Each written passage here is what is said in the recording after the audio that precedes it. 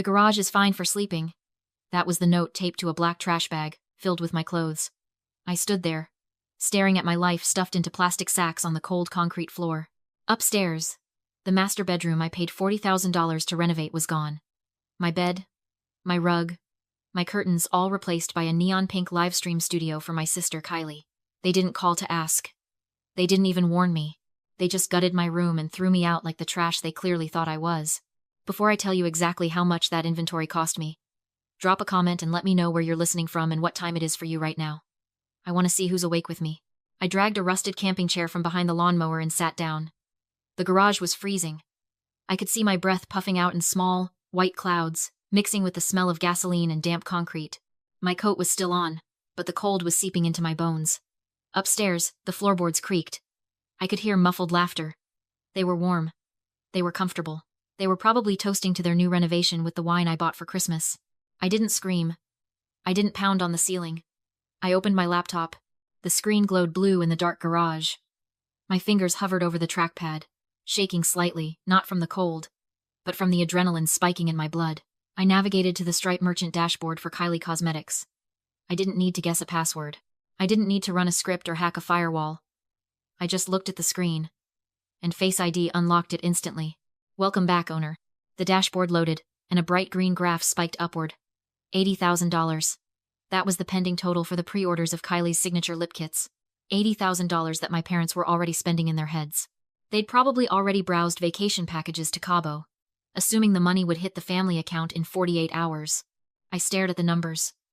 They thought this money belonged to Kylie because her face was on the box. They thought it belonged to the family because family shares. But they forgot how we got here. I remembered the day we filed the LLC paperwork 3 years ago.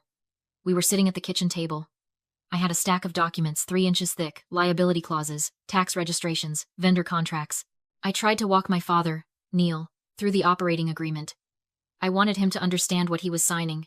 He didn't even pick up the pen. He waved a hand at me, dismissive, like I was boring him with trivia. God, Amy. Stop with the legal mumbo-jumbo, he'd said, not even looking up from his phone. It gives me a headache. Just put it in your name. You handle the boring stuff. Kylie handles the talent. That's the arrangement. My mother, Deborah, had chimed in from the living room. Yes, just sign it, Amy. We trust you to handle the paperwork. Don't make this complicated. They thought they were making me a secretary. They thought they were dumping the grunt work on the invisible daughter so the star wouldn't have to worry about taxes. But in their arrogance, in their sheer, weaponized laziness, they had handed me the crown. I wasn't just the admin. I was the sole proprietor. Legally, Kylie was just a contracted spokesperson. The inventory, the brand, the bank accounts, the digital infrastructure, it all belonged to me. I looked back at the screen. A notification banner crossed the top in yellow. Warning. Chargeback threshold high. I smiled. It was a cold, tight smile that didn't reach my eyes. I clicked on the Settings tab. First, I removed my father's email from the recovery options. I replaced it with a secure burner account I'd created 5 minutes ago. Then, I went to the inventory management system. With 2 clicks, I activated the administrative hold protocol. This didn't shut down the site, not yet. It just meant that even if they tried to ship products manually, the system would block the labels from printing. Upstairs, the laughter had stopped. The house was quiet. They were sleeping soundly, dreaming of their $80,000. They didn't know that the girl in the garage wasn't crying over a lost bedroom. She was quietly seizing the castle while they slept. I closed the laptop. The only sound was the hum of the refrigerator and the wind rattling the thin garage door. I wasn't helpless. I was just waiting for the sun to come up. I walked into the kitchen at 7 in the morning. The smell of roasted hazelnut hit me first, my private stash of beans, the ones I imported from Italy. My mother, Deborah, was standing at the counter, steaming milk with my Breville Oracle Touch. It was a $2,500 machine I'd bought as a housewarming gift to myself 3 years ago. She didn't turn around. She just tapped the frothing jug against the counter. We're out of oat milk, Amy. You need to pick some up. Kylie can't drink dairy before a shoot. It bloats her. I stood in the doorway, wearing the same wrinkled clothes I'd slept in. My back ached from the camping chair. You put me in the garage, Mom. It's 30 degrees in there. She finally turned, taking a sip from a mug. I recognized it was a hand-thrown ceramic piece I'd bought at an art festival. Oh, stop being dramatic. It's dry, isn't it? Besides, where else were we supposed to put the stock? That inventory is worth $80,000. We can't leave it exposed to the humidity. She said it so simply, To her, the boxes of lip gloss were assets. I was just storage. Kylie shuffled in a moment later, wearing a silk sleep mask pushed up on her forehead. She glared at me, pouring herself a cup of coffee without asking. Did you have to open the garage door so early? The motor vibrates the whole floor. I need to be fresh for the launch, and I look like a zombie now. I was getting a heater, I said, my voice flat, because I woke up seeing my breath. Kylie rolled her eyes. God, you're so negative. It's temporary. Once the launch hits, we'll be so rich we can build a guest house. Just be a team player for once. My father, Neil, walked in last, scrolling through his phone. He looked at me, then at the coffee machine, then back to me. Why the long face, Amy? You look like you're at a funeral. Maybe if you smiled more, you'd have a boyfriend to stay with instead of crashing here. He chuckled, grabbing an apple from the fruit bowl. I looked at the apple. Organic Honeycrisp. $3 a pound. I looked at the refrigerator. It was a Sub-Zero I paid $6,000 for because the old one leaked. Inside, it was stocked with grass-fed steaks, premium juices, and artisanal cheeses. Weekly grocery bill. $400. Paid by me. I looked at the envelope on the counter. The electric bill. $350. Paid by me. I looked at Deborah's emergency credit card sitting by the sink. I knew the balance because I got the notification yesterday. $2,000 at Sephora. $500 at a salon. Paid by me. I did the math in my head. The coffee machine, the food, the power keeping the lights on, the high-speed fiber internet Kylie was using to scroll TikTok, the very roof over their heads, it was all a subscription service they had never paid a dime for. They didn't see a daughter standing in the kitchen. They saw a utility. I was just the water heater or the thermostat, something that was supposed to work silently in the background. And they only noticed me when I made a noise or stopped working. You're right, Dad, I said, watching him bite into the apple I bought. I should smile more. I turned and walked out. I didn't grab a coffee. I didn't argue about the oat milk. I went back to the garage to start the fire. The countdown clock on Kylie's website, my website, read 2 hours until launch. The house was vibrating with manic energy. It felt like the air before a thunderstorm, thick with ozone and expensive perfume. I was in the hallway, trying to retrieve my laptop charger from the living room, when Kylie spotted me. She was standing in the center of the foyer, wearing a silk robe that cost more than my first car, screaming at a ring light that refused to dim. Amy! Thank God. The Wi-Fi is lagging. I'm getting 3 bars, and I need 5 for the 4K stream. Fix it. She didn't look at me. She just extended a hand, snapping her fingers, pointing toward the router hidden in the hallway closet. I didn't move. Restart it yourself, Kylie. It's 1 button. She whipped around, her face contoured to perfection, looking at me like I had just spoken in tongues. I can't touch the router. I just got a spray tan. If I streak, the launch is ruined. Just do your job, Amy. You're the tech geek. My job? I repeated, my voice low. My job is running a logistics team for a Fortune 500 company. My job is not IT support for your vanity project. My mother, Deborah, marched out of the kitchen, holding a glass of champagne. It was 11 in the morning. Oh, for heaven's sake, stop being so difficult. Your sister is under enough pressure without you adding your jealousy to the mix. Jealousy? I laughed. A short, sharp sound. I'm sleeping next to a lawnmower, Mom. I'm not jealous. I'm tired.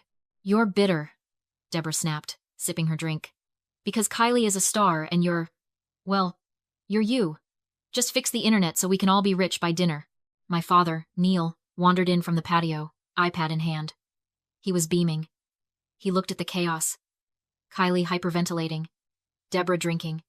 Me standing there like a ghost, and smiled right through me. Ladies, keep it down. I'm trying to book the flights. Once that 80,000 clears tomorrow morning, we are gone. He tapped the screen emphatically. 2 weeks in, Turks and Caicos. Private villa. Infinity pool. It's non-refundable, so we need this launch to go smooth. I looked at him. Turks and Caicos? I assume I'm not invited. Neil looked up, genuinely confused. Well, someone has to watch the house, Amy. We can't leave the dogs in a kennel. It's cruel. Besides, you have work, don't you? You're always working. It was breathtaking. They were spending the money I secured, celebrating the brand I built. And their plan for me was to be the unpaid house sitter. Kylie suddenly gasped. She was holding her phone up, framing a selfie video for her Instagram story to hype the launch. She moved the camera, panning across the foyer to show off the glam squad setup. The camera lens swept over me. Ew, wait, Kylie hissed. She lowered the phone, her eyes narrowing. Amy, move, you're in the shot. I live here, I said. You're ruining the aesthetic, she spat. Look at you. You're wearing gray sweatpants and you look exhausted. It's off-brand. I can't have my followers seeing that in the background of a luxury launch. She stepped forward and physically shoved me. Her manicured hands dug into my shoulder, pushing me hard toward the kitchen door. Get out of the frame. Go back to the garage or something. Just disappear until the stream is over. I stumbled back, catching myself on the doorframe. Deborah didn't scold her. Neil didn't look up from his vacation booking. They just watched me be erased. I looked at Kylie, adjusting her robe, checking her reflection to make sure she was perfect. She thought she was the queen of this castle. She didn't realize she was standing on a trapdoor. Okay, I said softly.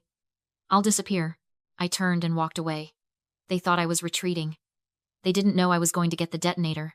I retreated to the garage and locked the door behind me. The air was still frigid, but my hands were steady. I sat down on the camping chair, pulled my phone from my pocket, and dialed Marcus. Marcus wasn't just my lawyer. He was the guy who sat next to me in Business Law 101. The one who watched me build my career, while my family built their delusions. He answered on the first ring. I assume you're calling because they finally pushed you too far? His voice was calm, professional, but laced with the familiarity of someone who knew exactly who I was dealing with. They gutted my room, Marcus. They threw my life in trash bags to make space for inventory. And 10 minutes ago, they physically shoved me out of a camera frame because I ruined the aesthetic. Okay, Marcus said. I could hear the click of his keyboard. That's emotional. Give me the legal. The launch is in 1 hour. They have $80,000 in pending pre-orders.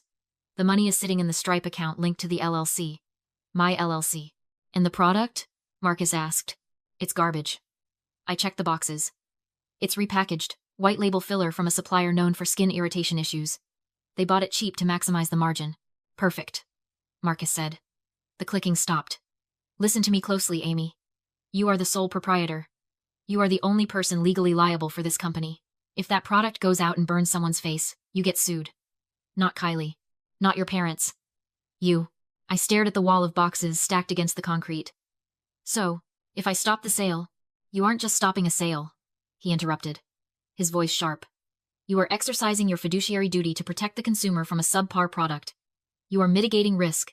Legally, you are bulletproof. You have an obligation to refund those customers if you believe the product is fraud. The word hung in the cold air.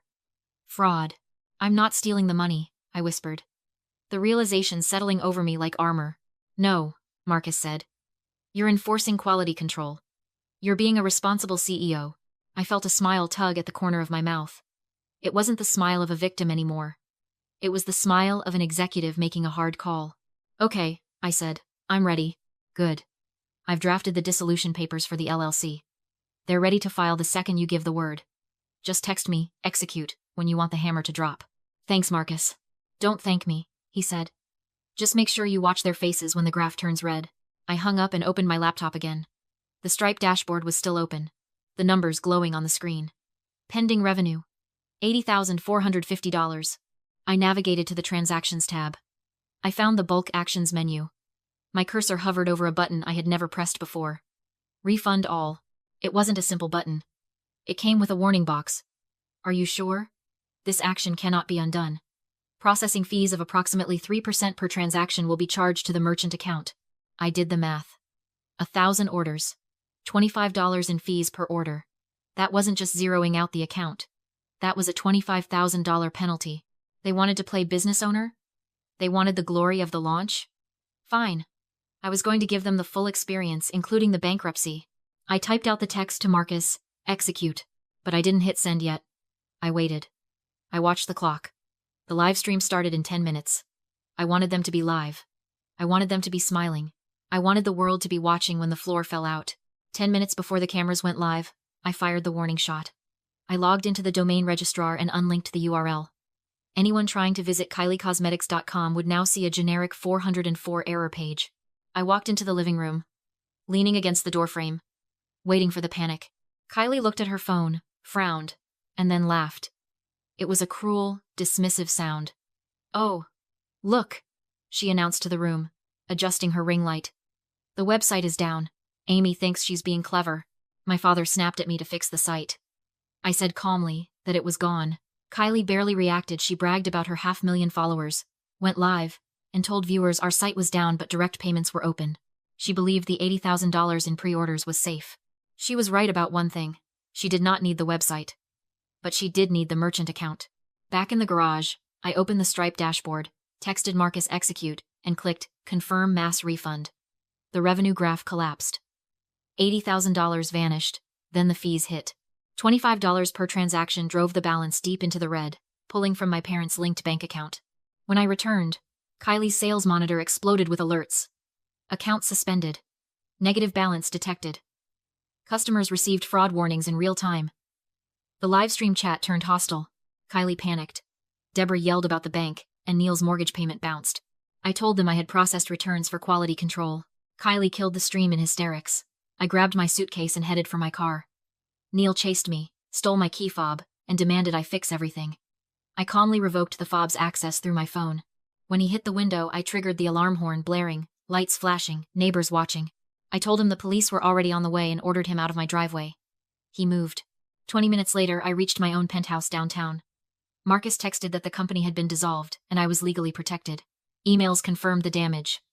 Merchant account frozen, overdrafts, credit collapse. I deleted the family group chat. Then their contacts. I stood by the window with a glass of wine, watching the city glow. I was not their tech support anymore. I was just Amy, and my balance sheet was finally clean.